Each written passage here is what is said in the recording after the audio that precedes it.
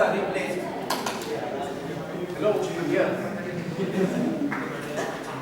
So tuner cells are replaced to the request that we have the assignment worked out on Monday and not today, because it looks like many of you have not worked on the problems here.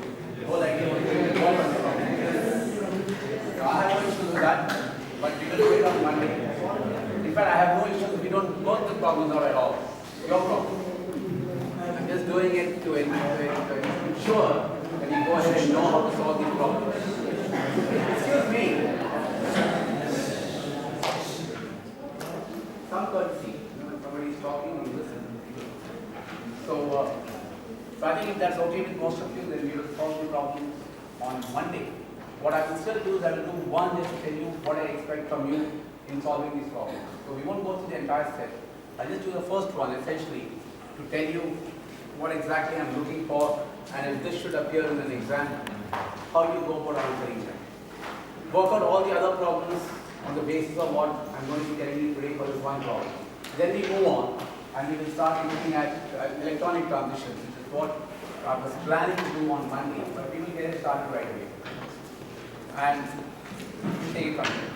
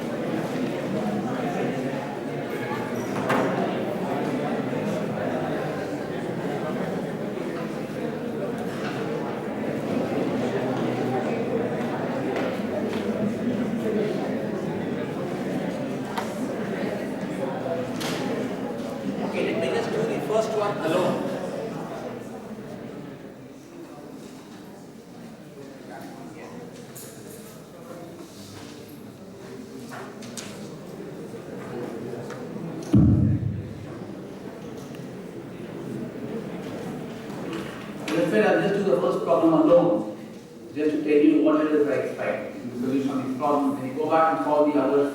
In fact, I have even thrown in problems from an earlier chapter of Banwell. So I found in the exams that many of you had problems looking at convergence and so on. Just to get you into some practice, please go through those problems. I might surprise you by asking you one or two questions from there, from the earlier one.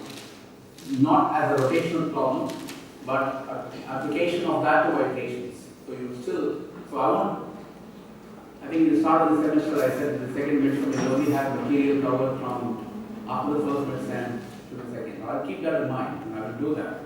But the same concept that you didn't get it right the first time around, it's probably after the same thing all over again, but as if it's a vibrational problem. So you can't take me to court saying that you cheated us. That will not happen. So let me just do the first one out. The rest we will do later on. And the first one, we need the spectrum. I think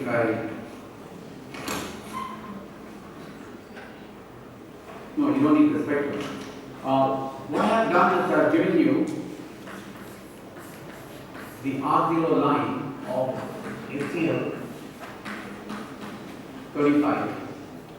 And I said it occurs at 2905.8 wave numbers. All I'm asking you to do is to calculate the R0 line for HCl 37 and Kv HCl, this BCl. So you need to calculate this.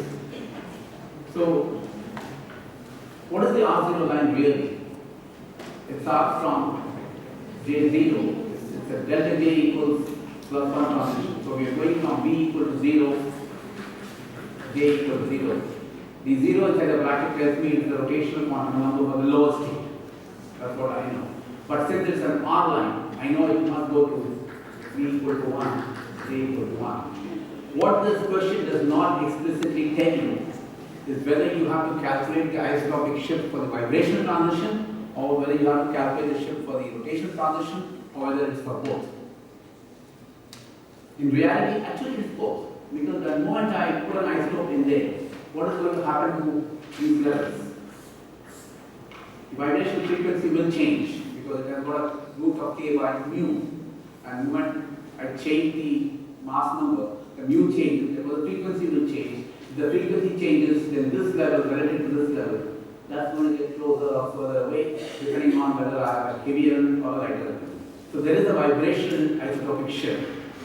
At the same time, there is also a rotational isotopic shift, which means not only is this going to change relative to this, each of these data levels, they will also change, and therefore the question that you've got to ask yourself is what as I said, I'm not going to solve it, I'm just going to tell you what I'm expecting you to do. You can do it on Monday. So you really have to work out the vibrational isotopic shift as well as the rotational isotopic shift. How do you get the vibrational isotopic shift worked out? It's simply the frequency for, let us say, the 37 system divided by the frequency for the 35 system, by which I mean it is HCl37 versus HCl35. What is that going to be? Root of mu of HCl5 divided by mu of HCl37. This is basically what you will have to do. So you have to calculate these two, and the square root term, don't forget that. So you can actually calculate what the vibration shift is going to be based on this equation. Keep it somewhere. And of course, you get, all you get is a ratio.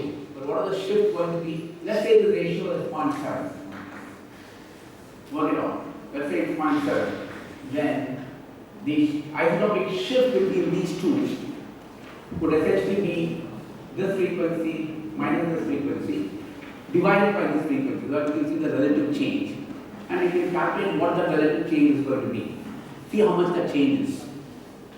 2 wave numbers, 5 wave numbers, 15 wave numbers, whatever it is. You calculate that. Now go back and do the same calculation to get the isotopic shift for the rotational levels. What is that going to depend on? It's going to depend on the B value, right? Because we know the spacings are B, 2 Bs, 4 Bs, or whatever, depending on whether you're looking at vibration or Raman or whatever.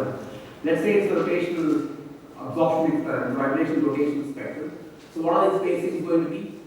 2B, 2B, 2B, and so on. So if I know the B values for the two isotopic species, I actually know the positions, and therefore I know the shifts. And what is the B value going to depend on?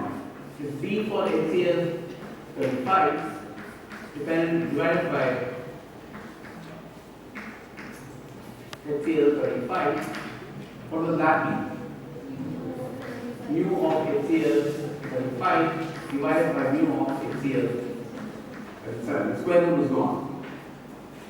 So once you know these two values, or the ratio of these two values, you can assume what are the B values typically for systems such as this. How much is the B value? 2 wave numbers, 5 wave numbers, 10 wave numbers max. That's all. Whereas the vibration frequencies are all going to be of the order of 1000 wave numbers and so on. So you can see there's a big difference. So in fact, the frequency for this is actually going to be this times this number. The frequency or the B value for this is going to be this ratio multiplied by this. And what is this going to be? Assume 5 wave numbers. You can't be very wrong. Maybe it's 7, maybe it's 10. You're still within the order of magnitude estimate. And then calculate what the differences in the frequencies will be for the rotational systems. Now, if you get, let us say, 5 wave number shift in this case, and 0.2 wave number shift in this case, what does that tell you right away? That you really don't have to worry about the rotational isotopic shift in all these spectra, because the isotopic shift is going to be dominated by the shifts that you will see for a vibrational problem. And therefore, anytime you get to, when you have to solve the isotopic shift for a low vibration spectrum, it's enough if you actually calculate the shifts with regard to the vibration frequency. The rotational stuff really means nothing. In other words, what is really happening is this level relative to this level is changing a lot more than all these little levels over here changing within themselves. And therefore, it is enough if you calculate the vibrational problem. Work this out in detail. See what you get for every one of these species setting out. We will sort of roughly going through this one, go through this one and see how much it changes, and And you will actually see that in this case, the vibration shift will change quite enormously. It will be a few hundred wave number shift. Again, calculate what the rotational shifts will be for this. It will not even come anywhere close. Therefore, you know that the vibration shifts is all that you need to work out. In an exam, when you ask this question, or in an interview later on when you ask this question, you have to tell people both levels will suffer shifts, vibration shifts as well as rotational shifts. But what we need to worry about really is just the vibration part, because that is the one that is going to show you a shift that is quite large relative to the shift in the rotations. And therefore, unless you are doing some extraordinarily high resolution experiment where you have to worry about a tenth of a wave number or a hundredth of a wave number or whatever, most of the time you really don't have to worry about the rotational shifts when you already know that the vibration isotropy shift is going to be quite large. So this problem I gave you was essentially to drive home that. But of course I didn't spell it out for you. What you have to do. I was hoping that you would think of this and essentially get confused. I was hoping you would get confused, because then we could discuss this problem. But I sort of unraveled part of the confusion. So now what you essentially must do is to do these calculations. And this is how I want you to look at every problem. These are things that I have not told you enough, or it was deliberately left out. So that you really have to take your head to figuring out what is it that I must address as far as this question is concerned. So do that, and as most of you told me that you're not very prepared with respect to these assignments, I will do it on Monday. But let's do it on Monday, because I want to run 2 tutorial sessions before the exam. I want to run one on Monday and one the following Monday. So that whatever it is that has got missed out or the things that are still bothering you, please, and in all these cases, please work the problem out to the last detail. Work it out till you get to the last number. Don't leave it halfway, thinking, oh, I know I can do the rest. You will soon find out that you really can't do the rest, because there are things that will bother you. So please get to the problem, solve the problem, and get to the final number. On Monday, this is something again that something was mentioning, I will give you the answers to all these as what the answers must be. So if you have worked it out, you can actually compare. And if you think that your method is right and your answer is wrong, which is what happened to a lot of you in the first exam, then you know you're making mistakes in your numerics, and that is something that you have to worry about. As I said, I really am looking forward to a much larger average this time than what we had last time. I personally think it's also a failure on my part. I probably did not communicate well enough. So last time the average was quite low. I would really like to see an average that's around, paper will again be around 30. Don't ask me why I think 30, just 30. And then it's, I would like to see something like 18 or thereabout, or 20. That's a good average. If you have problems, if you're not clear of things, please do see me in my office. You have 2 weeks more, and let's sort it out. So that this exam will turn out to be much better than what I think should have happened last time. Last time was somewhat disappointing. But don't worry about it. It's only 20 marks in the entire scheme. You still have a lot of time and a lot of marks left to get over. Okay. Yeah, now let's get to something else.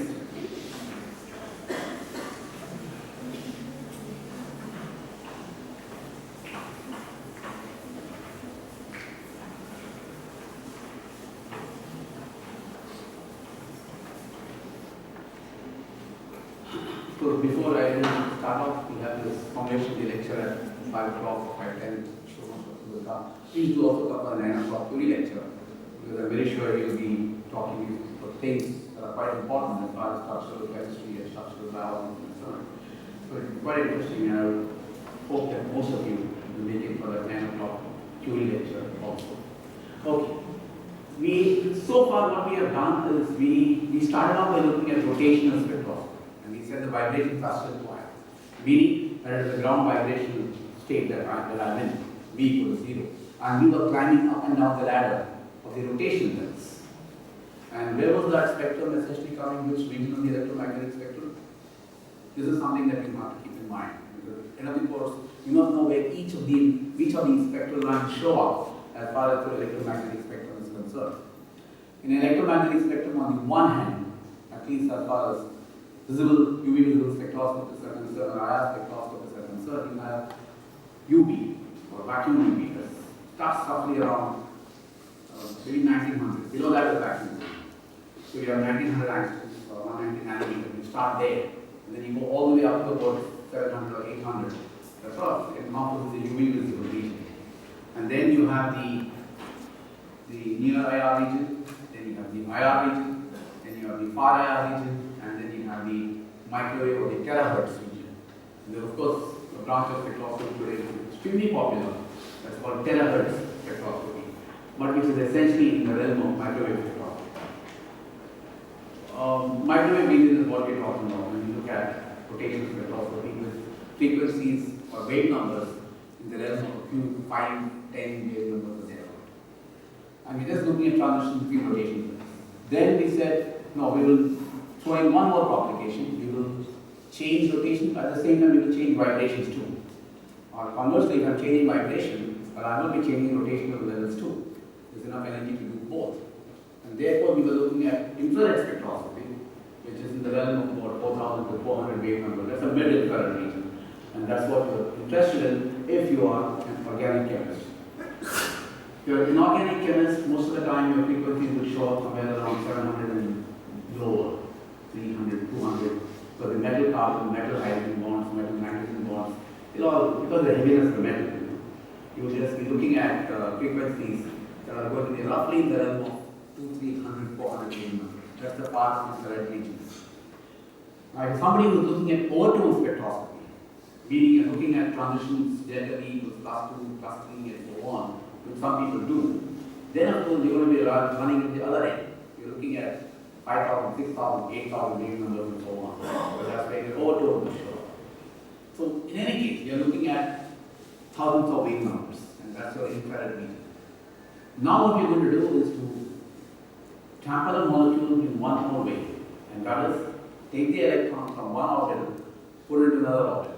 In other words, I'm going to be doing electronic transitions. That's what you did when you did fluorescence spectroscopy. You are actually tampering with the electronic configuration of the molecule. But if I'm going to tamper with the electronic configuration of the molecule, I'm really talking in terms of energies that correspond to tens of thousands of wave numbers. Not thousands of wave numbers, but maybe about 20,000, 25,000, 40,000 wave numbers. Quite large. And that's what it takes to get your electron from one orbital to another orbital. If it's a molecule and I'm jumping from one orbital to the other, I'm actually jumping from one molecular orbital to another molecular orbital. And when I do that, the energies that I'm going to involve are quite large. As I said, it's going to be like 20, 30, 40,000 wave numbers. And that energy is certainly more than enough to be causing vibrational excitations and rotational excitations. So whatever luggage you picked up on day one of this course, and later on you picked up one more, which is vibrations, you're going to keep carrying it right through. Because when you start doing electronic spectroscopy, you will also have to deal with vibrational spectroscopy.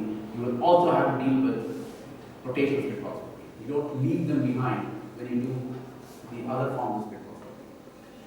But when we do electronic spectroscopy, we want to break it down into two little things. We'll first look at atomic spectroscopy, and we will do molecular spectroscopy following that. And hopefully in the next 3 classes or 4 classes that we have before the second lesson, I think I'll get to a point where we'll start looking at some basic concepts of molecular spectroscopy. First, let's take the simplest atom that you can think of, hydrogen. And you have already done that in school. You had your landing series, your landing bomb, bracket, passion, and fun.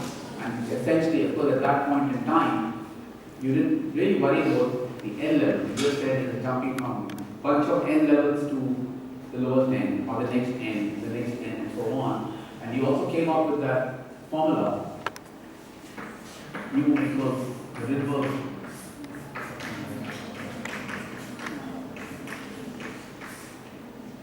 This is basically your Ritz combination principle, right? And using this, you could actually calculate the frequency of all these transitions that were taking place between various N levels down to one of the N levels at the bottom. Now, why is it you never use the L in all of this in the argument and still you are perfectly okay? You never said it was 1s or 2s or 2p or 3p, 3d, nothing. You just said it's jumping from 3 to 1, 2 to 1, 4 to 1, and so on. And then you said, no, it's jumping from 3 to 2, 4 to 2, 5 to 2, you've got another series of events. In other words, you restricted yourself to talking about only the principal quantum number and not the azimuttal quantum number. Why is that? Because in the case of hydrogen, the energy is dependent only on the principal quantum number, n. So when you essentially draw the energy level diagram, it's going to be 1s, 2s, and 2p, and these are degenerate. We know that. I think we did that a little while, maybe in the last course, I don't know. That's 3s, 3p, 3d, and so on. These are going to be degenerate, and they are always going to be degenerate if you are looking at a one electron system. As long as you're looking at a one electron system, these are degenerate. So that's the reason why if I ask you what the spectrum of carbon 5 plus, what does it look like? Total time, carbon 5 plus is the simplest system you can think of. It's a one electron system. It will therefore behave like hydrogen. Helium plus or lithium 2 plus, they all behave like a one electron system. And as long as you have only one electron in the atom, this is what you're going to see. The 2s and 2p will be degenerate, the 3s, 3p, and the 3d will be degenerate. All the above principles and your rules about building up these levels will start only after you have at least 2 electrons in your orbital. So when you solve the Schrodinger equation, you only have 1 electron in it, which is something that is always taught you in